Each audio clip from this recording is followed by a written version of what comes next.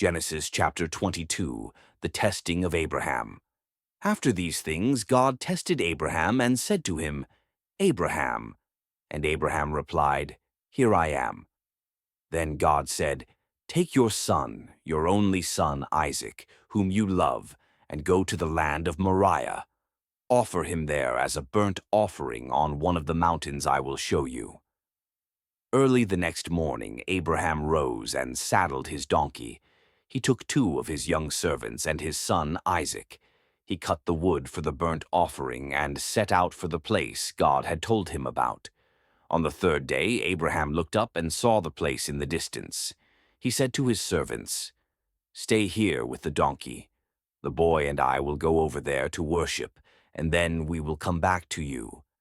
Abraham took the wood for the burnt offering and placed it on Isaac, his son. He carried the fire and the knife, and together they walked on. Isaac spoke to his father, My father. Yes, my son, Abraham replied. The fire and wood are here, Isaac said.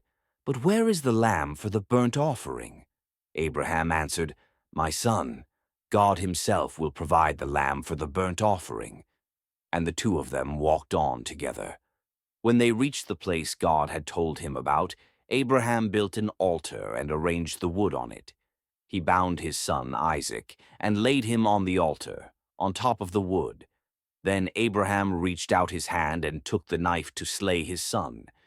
But the angel of the Lord called out to him from heaven, Abraham, Abraham. And he replied, Here I am. The angel said, Do not lay a hand on the boy. Do not harm him.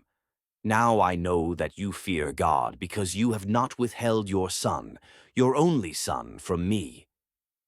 Abraham looked up and saw a ram caught by its horns in a thicket.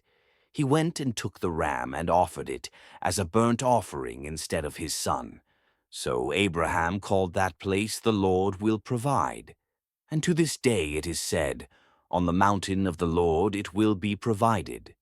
The angel of the Lord called to Abraham a 2nd time and said, By myself I have sworn, declares the Lord, that because you have done this and have not withheld your son, your only son, I will surely bless you and make your descendants as numerous as the stars in the sky and as the sand on the seashore.